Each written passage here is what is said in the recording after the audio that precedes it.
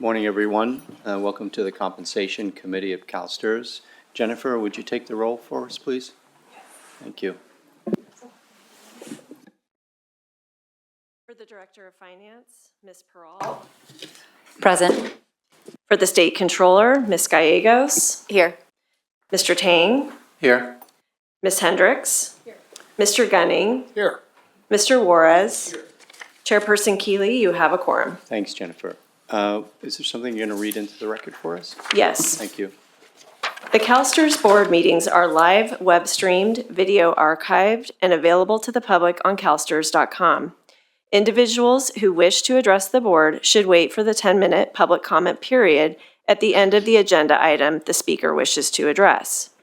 For comments not pertaining to a specific agenda item, there will be an opportunity for additional statements at the end of the open session. Each speaker is allowed a maximum of 3 minutes to comment. However, if there is not enough time for each speaker to have 3 minutes, the timing will be at the discretion of the chair.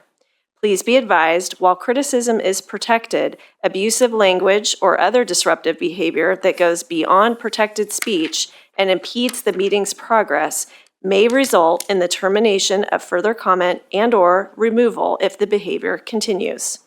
To protect the privacy of speakers under the age of 18 who wish to address the board, only their first name and affiliated organization may be provided, but other personal identifying information, such as their last name, age, or school, may not be shared. Thank you, Jennifer. Entertain a motion to approve today's agenda. Second. Moved by Ms. Hendricks, seconded by Mr. Tang. Without objection, the agenda has been approved. Item 2 on is the labor market benchmark study. Crystal Turco. Good morning, and thank you, Mr. Chair and members of the committee. Crystal Turco, CalSTRS staff. Logistically, we're joined today by Maureen Riley from McLaughlin Aon. Maureen is with us virtually and can answer the committee's any questions the committee may have about the data. I'm also joined by Josh Wilson and Susan Lemke from Mercer, the board's primary compensation consultants.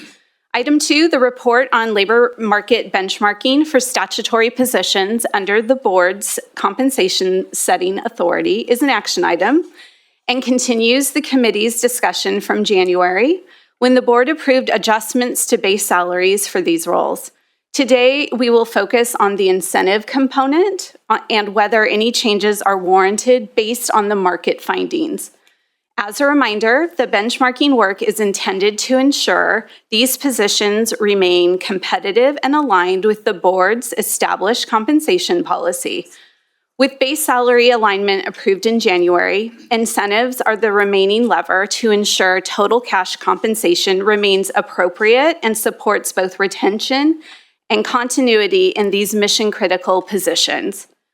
You will also see that the McLaughlin report from the January item is included as an attachment, and our consultants at Mercer have prepared an updated presentation for you today that removes the base salary recommendations already approved and provides approaches for the committee to consider to move total cash compensation closer towards your policy targets. Staff recommend the selection of a proposed alternative and approval of the corresponding incentive opportunity adjustments for these statutory positions based on the benchmarking. Staff will incorporate board-approved changes into the compensation policy administrative procedures and coordinate implementation and communicate to impacted employees as appropriate. With that concludes my remarks. I'm going to turn this over to Josh and Susan. Thank you, Crystal. If we can bring the presentation up. Well, while we do that, just to recap, so in January, we presented the McLaughlin results of a study done every 2 years to ensure that you're complying with your own compensation policy of being at the market median of total cash, which is salary plus annual incentives. Mercer reviewed the McLaughlin data, had a chance to talk with them. And then in the January meeting, the salary ranges were approved. So now what we're talking about is the annual incentive levels. And based on the feedback we received from the committee at that meeting and subsequently, Mercer has included several alternatives to help get the maximum incentive opportunities closer aligned to the market, to be able to recruit and retain and motivate the staff as you wish to do, in line with your policy. Josh, before you go on, you want to wait till we get the proper slides, or you have it right there now? I think we are You're all set? now caught up. Okay, Yep. great. Thank you. So as provided in your policy, the CalSTRS cash compensation maximum is targeted at the midpoint of the comparator market. So based on the McLaughlin review, there were several adjustments that needed to be made to get the current maximum opportunities to be the market median of the McLaughlin survey. Additionally, the general counsel position has not been included in the incentive plan to date. It is a statutory position, and the way that's been handled is it's all been handled through salary.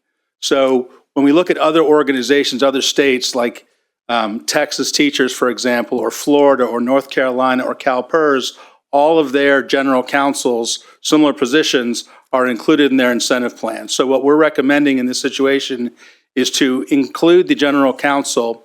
The alternative to not including the general counsel is to keep pushing the base salary up so that it equals the market total cash. Doing so, obviously, is going to rearrange your internal equity so that the salary for that position would be probably the highest in the organization.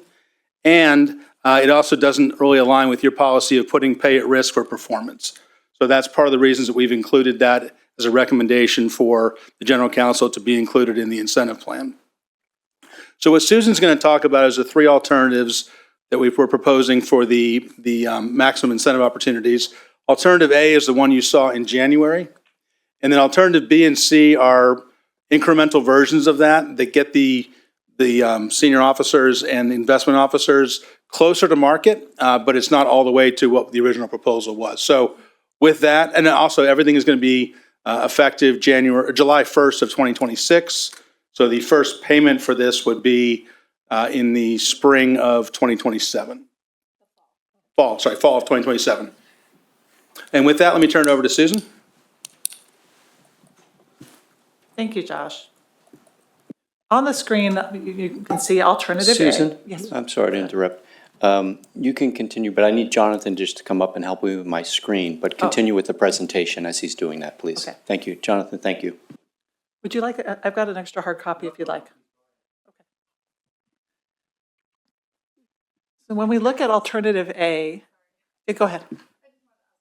Yes, please. You guys hear me? Okay.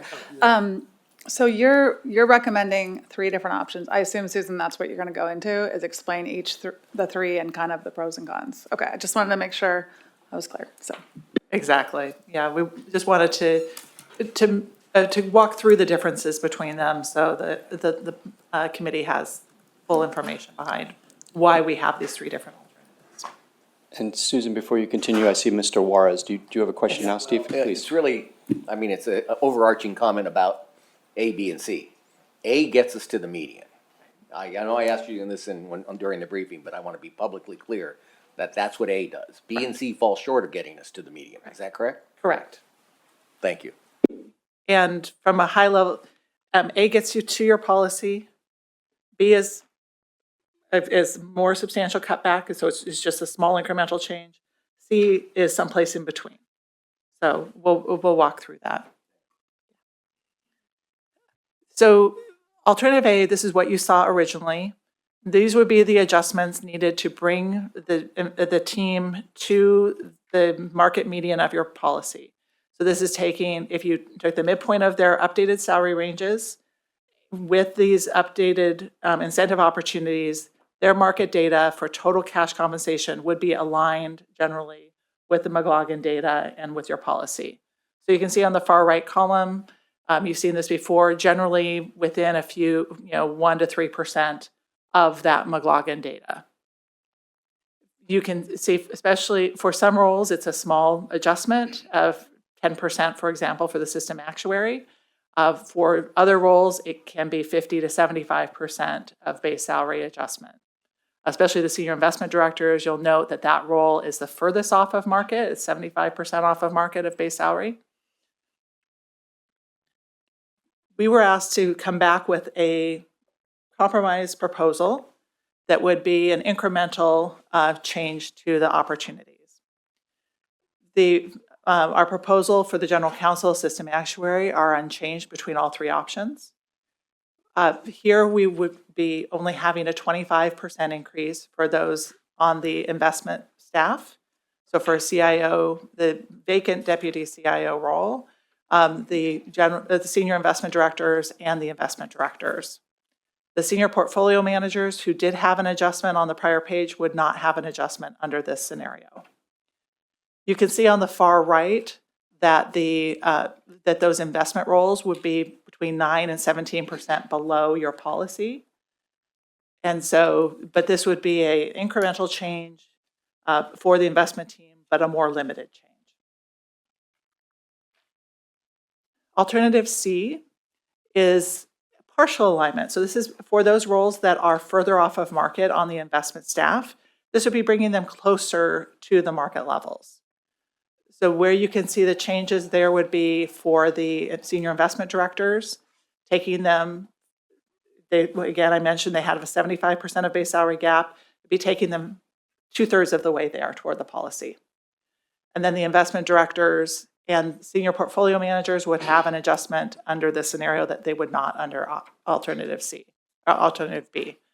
Here you can see that the investment directors and senior portfolio managers would be at your policy, but the senior investment directors would still lag your policy slightly, but it would be closer than it was before. And again, you don't have anyone in the deputy CIO role, but we've showed that for future reference on the page as well.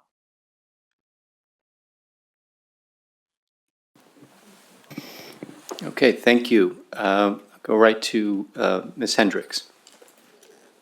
So I just want to understand your recommendation. I think your mic might not.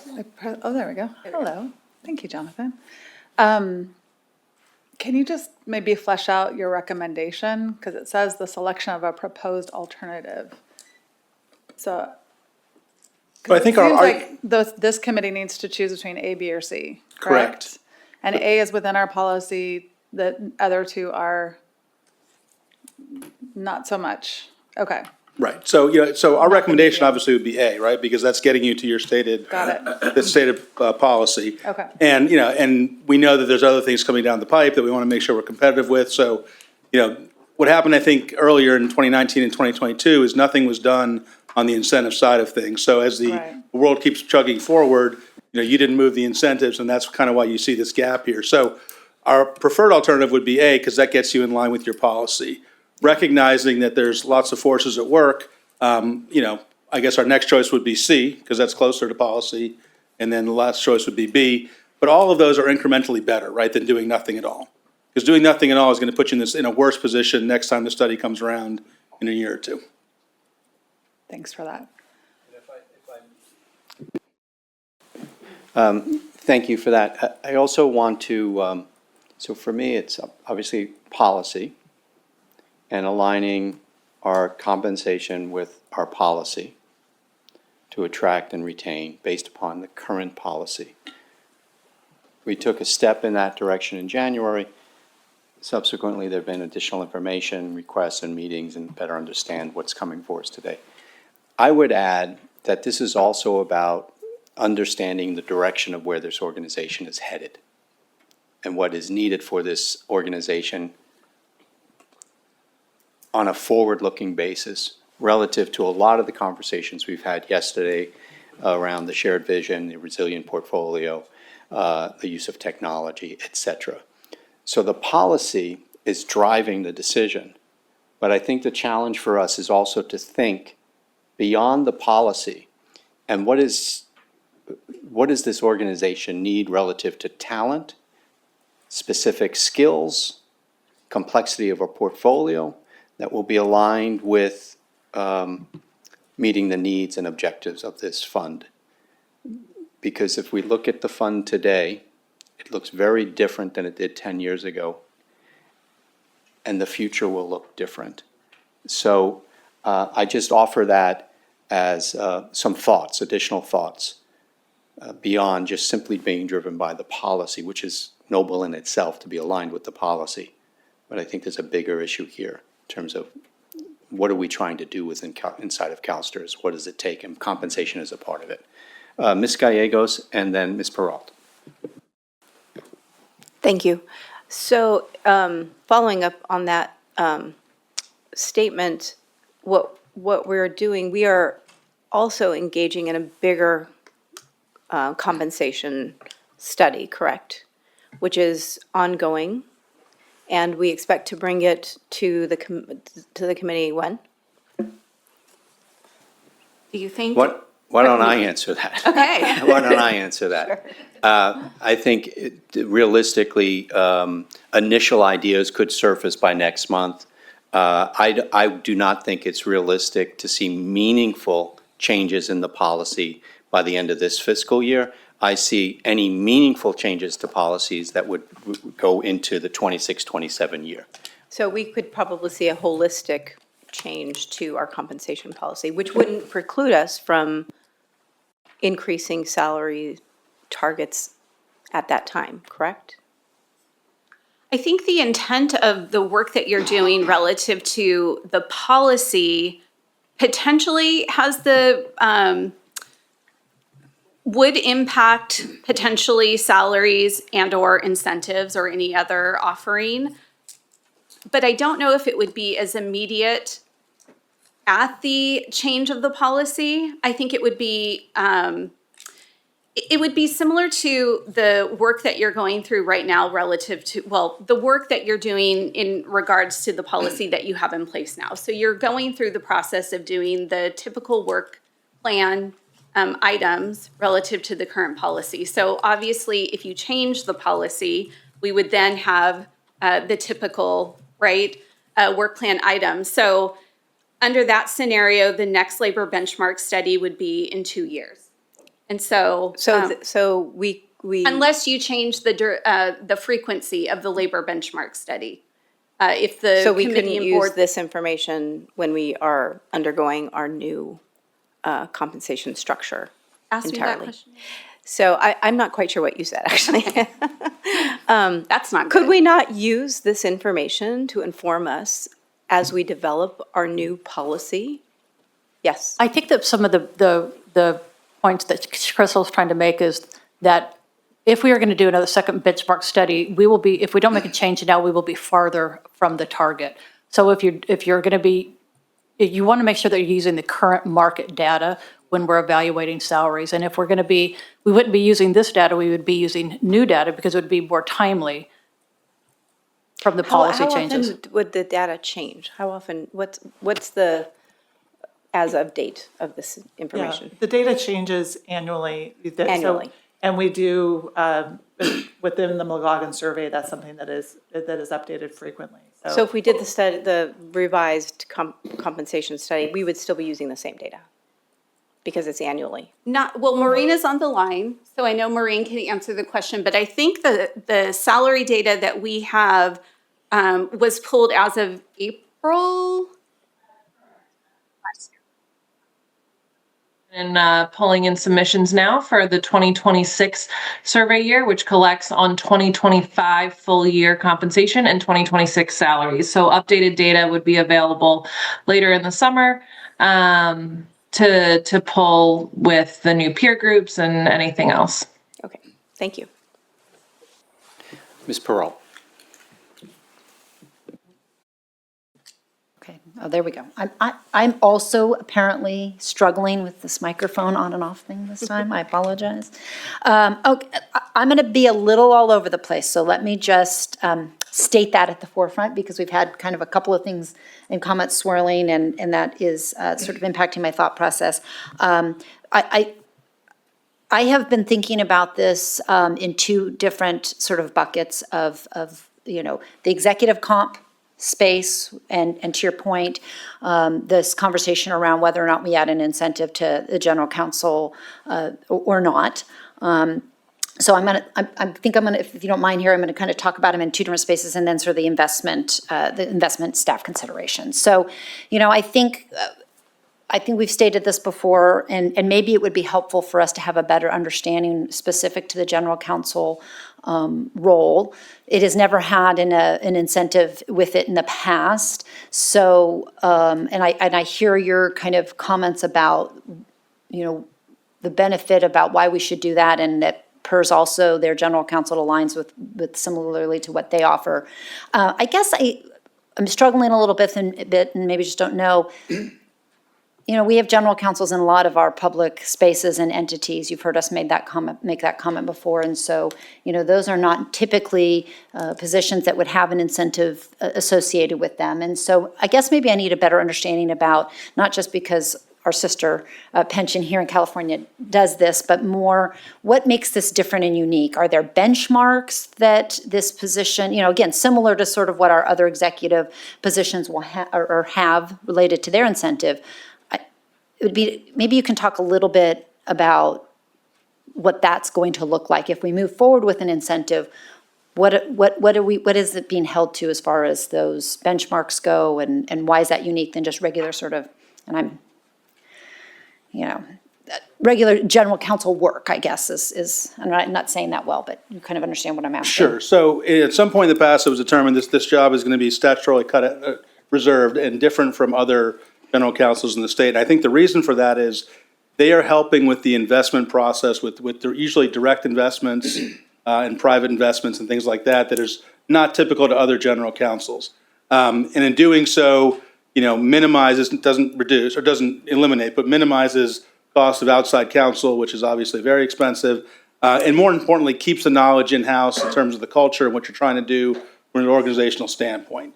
So other organizations that have this, and I'll just use Texas as an example, same situation, right? So they have, the general counsel is included in the plan. How they're measured, I'm not sure if that was the question you were asking. That would they're be basically helpful. measured on the combination of the total fund performance and then individual metrics, right? Some ratio of that. Usually it's more heavily weighted towards the total fund with some component on, whether it's, hours or deals or whatever the metrics could be. In that sense, that's usually how they're measured. And Josh, one second, I see our CEO wanted to weigh in Yeah, as well. and just on the metrics, Thank you. the percentage amount, the maximum incentive is governed by the board. The metrics within it is delegated to me, and so I would be working with our consultants and staff to put together the metrics that would support the performance outcomes. And I appreciate that. I think to your point about the metrics and to your point about the individual metrics, I guess that's sort of where it'd be helpful. It would have been helpful for us to sort of maybe have even an understanding, an example, because I think that would help us understand why this is a unique need to have this incentive for a general counsel, because I think it's probably embedded in those individual metrics that are specific to the work this position does for STRS that is tied to the investment Yeah, I side of think things. the purpose of wanting to put the general counsel within the incentive scheme is the position is within the statutory category in the policy. Sure. Our policy directs the outcomes to hit the median salary range of the peer group. So if we hit the median salary range of the general counsel, and not without putting any pay at risk, the base salary continues to go up to a level there's parity issues within the organization. We're still trying to hit the median because that's what we're trying to hit. So we have the philosophy of trying to put more pay at risk, keeping the base salary as is, and then put 40% at risk, so it doesn't move the base salary. No, I appreciate that, and I understand the why. I think I'm just trying to, again, understand some of the uniqueness as to how we justify that incentive piece, whether, again, I get the risk piece versus the base salary increasing, so. Okay. Okay, that's fine, that's helpful. On the investment staff side, I think I want to just sort of maybe comment a little bit off of my colleague, Ms. Gallegos' comments about sort of what we still have coming down later this year with looking at our comp policy overall. I think that is a valid thing to consider as we even talk about what we're doing here today. So, I think for us, where I'm sitting and where we're sitting here, I hear you with A being the midpoint, and that's where we ultimately want to get. I think you've heard us say, comment in the past about sort of the drive, right? We always, and again, this doesn't have anything to do with not wanting to pay our staff well. They work hard. We know all of these things. But I think as we try to strike a balance, and we are not seeing necessarily a large mass exodus of folks, for example, leaving. We don't seem to have a huge issue with recruitment. I mean, we don't have a lot of turnover for that opportunity to figure out if we do have, but it doesn't seem that we have a huge issue with recruitment. That maybe we need to strike something in the middle as we continue to have the conversation overall about the comp policy, but also recognizing we're trying to get ourselves, to more of that midpoint with the market. So the other thing I would say is, I think when Scott came on, he has given some direction on how to look at the staff makeup in the org chart, right? And so we currently don't have a deputy CIO. I think that was something he intentionally wanted to look at when he kind of reorged his staff, and instead we've elevated our senior directors, and in my mind I kind of look at them as all of them together kind of make up that deputy CIO role in their own spaces. And so when we were talking with staff, I think originally I had a little bit of concern when I was looking at some of the recommendations that the deputy CIO recommendation and then the senior directors was the same percentage. And I thought, well, that seems a little bit odd, but I think given that deputy CIO position is vacant, it's not so odd to have those be at the same percentage. I would say that if in the future, if there's some conversation around wanting to rehire somebody into that role, we might need to bring that conversation back here to say, does that still make sense that that their max incentive is the same? And so, but I think given the way that the team is currently made up, I don't think that that's an issue. So I'll just say from our standpoint, I think we are comfortable with alternative C. We think it gets us somewhere. It gets us there, but also allows for that conversation to happen around just the comp policy, overall. And then I did ask Harry and let him know that I wanted to maybe, and again, we can have a further conversation, but possibly, I don't know if we are going to take this as one action, both the executive and the investment staff, but I might reserve the right to ask if maybe we take it as a bifurcated vote between the two. But again, I'd like to see how some of the other conversation plays out. And then lastly, and I promise I'm done, Harry, I think overall, I just remind folks that, that we have to be mindful about not just STRS salaries, but all state public salaries, or all state workers' salaries are public, and really available to anybody. And so I think we always just want to keep that in mind as we're taking actions, that any of the salaries of our folks can end up in public spaces and in public places that people can see it. And so I think we want to just, again, always be transparent and aware as we're kind of having these conversations. So, all right, that is all I promise. Well, Thank for you. now, I promise. Thank you, Ms. Pearl. Ms. Hendricks. So I just wanted to make a motion to adopt alternative A. And my rationale for that is it gets us to the median and it's consistent with our policy. That, for me, and I totally appreciate everything that you're talking about. I think we're pretty aware that sometimes our staff's salaries are in the news and things like that. But for me, the guiding light is both policy, getting to the median, and then I think the work that we do prospectively, we can have that conversation. But where I feel comfort is always sort of at our policy and getting to the median. So that would be my motion, is to adopt alternative A. Okay. Go ahead and second that. Right, so there's a motion on the floor made by Ms. Hendricks, seconded by Mr. Tang to adopt the recommendation which would bring us to the median, which is, which A, recommendation A.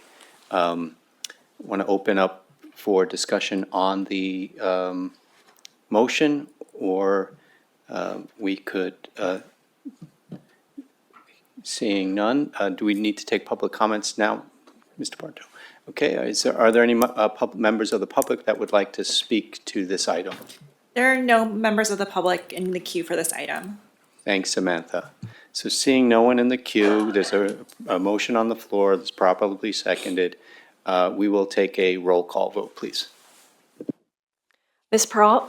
Abstain. Ms. Gallegos? No.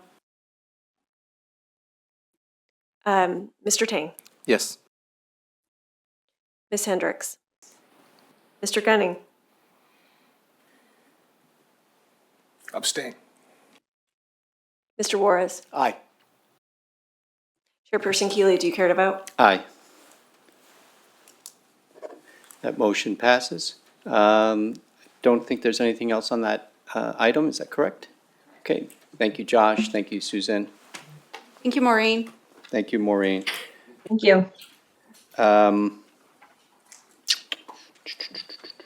approval of the minutes from the September Comp Committee. So moved. Okay, I think it's seconded, moved and seconded without objection. The minutes have been approved.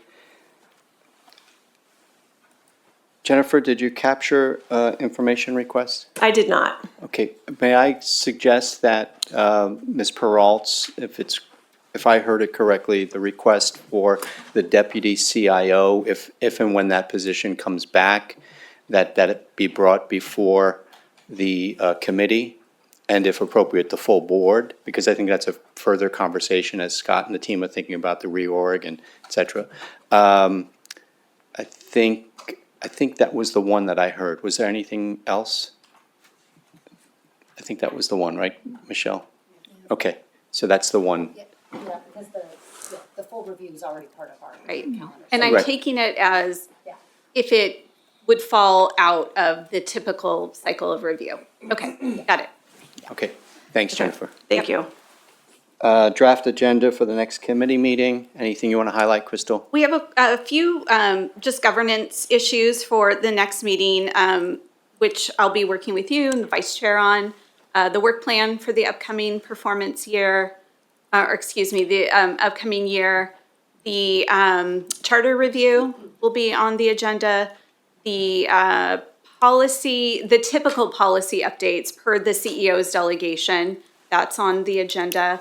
And then perhaps we can get Mercer to provide a preview of maybe some of the trending or feedback that you're getting in your interviews about the more comprehensive policy review and revision. Yeah, I think as those interviews continue to take place, a check-in with Ms. Gallegos and myself as the chair and the controller's office, just relative to, that we have visibility into what the feedback has been to date, and then we can help provide appropriate input and thoughts as to what will come back to the full committee and if it's appropriate to come back at the next meeting. Great. Okay, so please keep the controller and I in the loop as to how those interviews are going. Okay, thank you. Thanks very much. Are there any members of the public, opportunities from statements? No statements from the public. Okay, committee's adjourned. Thank you. And we will I think the TRB will start at 1 PM, correct? I'm going to speak for Denise. 1 PM back here, and we have a presentation by our guest speaker. Thank you.